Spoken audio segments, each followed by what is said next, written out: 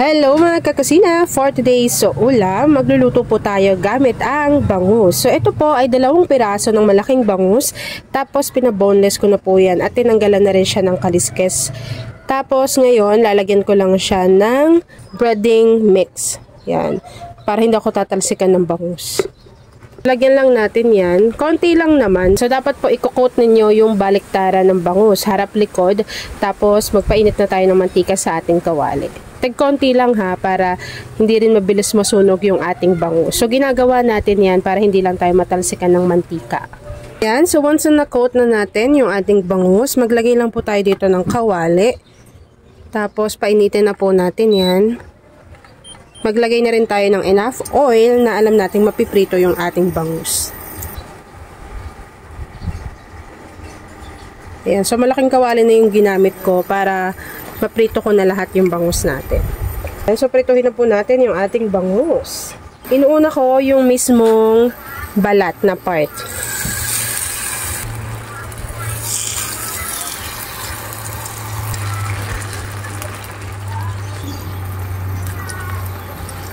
Kapag nailagay na po natin yung ating bangus, hihintayin lang po natin yung maluto o mag golden brown both side.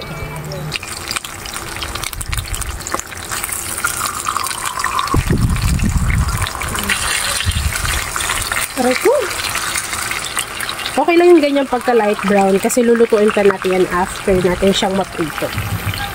Yan, so kapag medyo ganyan na yung itsura niya, pwede na natin tong ilagay sa kabilang lagayan para lang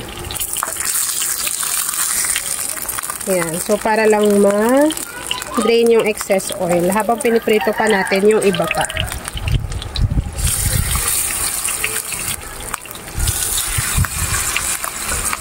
Yan. So, in the same pan, binawasan ko lang po ng mantika yan. Tapos, start na tayo sa paggigisa. So, meron muna tayo ditong sibuyas. Yan. Tapos, gisahin lang muna natin to. Hintayin lang natin siya medyo maghiwa-hiwalay. Tapos, tatanggalin din natin to dito sa ating kawali. Yan. So, lagay muna natin to sa isang plato. Tapos, maggisa na tayo dito ng 1 piraso ng sibuyas. Hintayin lang po natin mag-translucent yung ating sibuyas. So, yung bangus natin, hindi ko siya sobrang tinusta. Kasi lulutuin pa rin naman natin yan dito. Pero nasa inyo na yun, kung gusto niyo ng tostadong bangus, okay lang po yun. Once na nagisa na natin yung ating sibuyas, maglagay na rin tayo dito ng bawang. Ayan, so ito po ay 3 piraso lang. Hintayin natin tong medyo mag-light brown or lumabas yung kanyang aroma. Maglagay na rin po tayo dyan ng konting paminta at ng konting asin. Haluin natin to. Kakailanganin natin ng kalamansi. After nyan, maglagay na po tayo dyan ng kalamansi juice. So, ito po ay mga 10 to 15 pieces yung piniga ko. Tapos, hinaan nyo na yung apoy. Lagay rin tayo dyan ng half cup ng water. At maglagay na rin po tayo dito ng soy sauce. Hintayin lang natin yung kumulo. Tapos para naman po sa slurry, nag-ready lang tayo ng at least 1 to 2 tablespoon ng cornstarch. Lagyan nyo lang yun ng konting tubig hanggang sa matunaw. Unti-unti nyo siya ibubuhos dito sa ating kawali. Para kumapal yung consistency. So ayan siya. Salin na natin to dito. Tapos lutuin nyo po iyan for about 3 to 5 minutes para maluto po yung cornstarch na inilagay natin. Yan, so ilagay na po natin yung bangus. Yan, so ganyan lang yung pagkakaluto ko ng bangus natin. Tapos hinain nyo na po yung apoy ha, kasi lulutuin pa po natin yung bangus gamit itong sauce. Yan, so lutuin lang muna natin o hayaan muna nating mababad yung kabilang side. Tapos balik ta rin naman natin para yung kabila naman yung maluto. At ang hirap, magpapanggap pa ba ako na ako'y masaya kahit ang totoo ay talagang wala ka na.